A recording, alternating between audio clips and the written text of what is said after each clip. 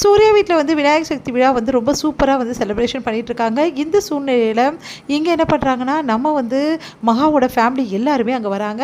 அவங்க வந்துட்டோன்னே வந்து ரொம்ப சந்தோஷமாக வந்து செலிப்ரேஷன் பண்ணும்போது ஜென்ஸ் பக்கமும் ஒரு லேடிஸ் ஒரு பக்கமும் வந்து வந்து அந்த பூ போட்டு வந்து பூவோட கயிறு போட்டு இழுக்கிறாங்க. அதில் யார் ஜெயிப்பாங்கன்னு பார்த்தா வந்து பெண்கள் அணி ஜெயிச்சிடுறாங்க, ஆண்கள் அணி தோத்துடுறாங்க. அதனால் எல்லாருமே ரொம்ப சந்தோஷமாக இருக்காங்க. இந்த சூழ்நிலையில் மகா வந்து சொன்ன ட்ரெஸ்ஸை வந்து சூர்யா வந்து போட்டுட்டு வராரு. அவங்க அம்மா கொடுத்த ட்ரெஸ்ஸை வந்து அவர் போடாமல் மகா கொடுத்த ட்ரெஸ்ஸை போட்டுட்டு வராரு. இதனால் வந்து என்ன பண்ணுறாங்க, ராஜலட்சுமி ரொம்ப டென்ஷன் ஆகிடுறாங்க. எப்படி வந்து தான் கொடுத்த ட்ரெஸ்ஸை கூட போட மாட்டேங்கிறான், அவள் பின்னாடியே சுற்றிட்டு இருக்கான், அவள் தான் இவனுக்கு முக்கியமாகிடுச்சு அப்படி சொல்லிட்டு பேசிகிட்டு இருக்காங்க.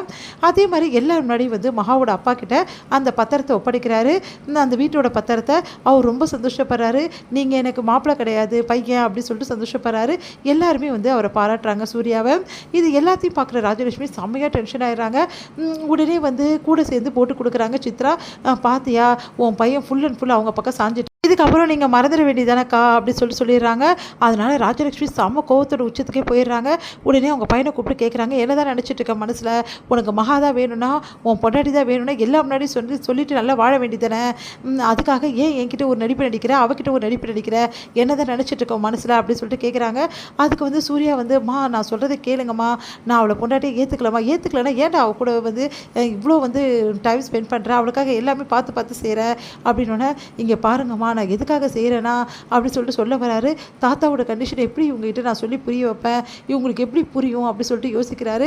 இங்கே பாருங்கம்மா, ஒரே ஒரு விஷயம் மட்டும் நான் சொல்கிறேன், எக்காரனை கொண்டு வந்து நான் வந்து அவளை வந்து பொண்டாட்டியாக ஏற்றுக்கலாமா, தாத்தா கொஞ்சம் உடம்பு சரியில்லைம்மா, அவருக்கு வந்து ரொம்ப உடம்பு சரியில்லை, அதனால் அவருக்கு 3 மாதம் வரைக்கும் அவரை ரொம்ப கவனமாக பார்த்துக்க சொல்லியிருக்காங்க. அந்த 3 மாதம் வரைக்கும் தான் மகா கூட நான் இப்படி நடிப்பேன், அதுக்கப்புறம் வந்து அவளுக்கும் எனக்கு எந்த சம்மந்தம் இருக்காது, அதனால தான் நடிச்சிட்ருக்கம்மா, அது தாத்தாக்காக தான் நடிக்கிறேன்னு சொல்லிட்டு எல்லா உண்மையும் சொல்லிடுறாரு. அதை கேட்ட மகா அதிர்ச்சி அடைகிறாங்க. அப்போ இவ்வளோ நாள் என்கிட்ட நடிப்பு தான் நடிச்சிட்டு இருந்தீங்களா, உங்களுக்கு உண்மையிலேயே என் மேலே எந்த காதலும் வரலையா, ஐயோ நான் எல்லாத்தையும் நம்பிட்டேனே, இதுக்கப்புறம் என் வாழ்க்கையில் என்ன இருக்குது, இந்த வீட்டில் எனக்குன்னு என்ன இருக்குது அப்படின்னு சொல்லிட்டு மகா வந்து பெத்து பிடிச்ச மாதிரி அப்படியே வந்து அங்கேருந்து கிளம்பிடுறாங்க. எல்லாருமே வந்து மகாவை தேடுறாங்க, மகா எங்கே போயிட்டாங்கன்னு சொல்லிட்டு மகா வந்து நடந்து வந்து அப்படியே ஒரு கோயிலில் தன்னறியாமல் உட்காந்துடுறாங்க.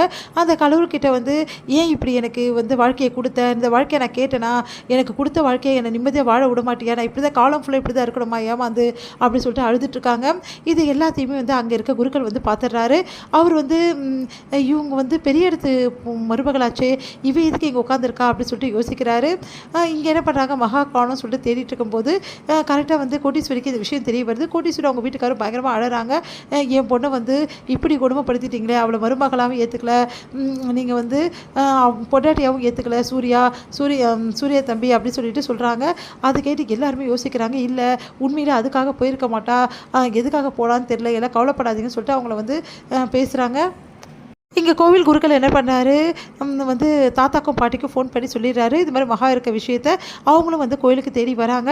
அப்போ மகா வந்து அவங்கக்கிட்ட கேள்வி கேட்குறாங்க, என்னை எதுக்காக வர சொல்கிறீங்க, நான் எந்த உறவை அங்கே வருவேன், ஒன்று அவரோட பொண்டாட்டியாக நான் இருக்கணும், அப்போ தானே வந்து நான் அந்த குடும்பத்தை மருமகளாக ஆக முடியும், சொல்லுங்கள், அந்த ஸ்தானமே எனக்கு இல்லாத போது நான் எங்கே அங்கே வர முடியும், அதனால் நான் வரமாட்டேன், இந்த கோயிலை விட்டு நகர மாட்டேன், தயவு செய்து இங்கேருந்து போயிடுங்க அப்படின்றாங்க.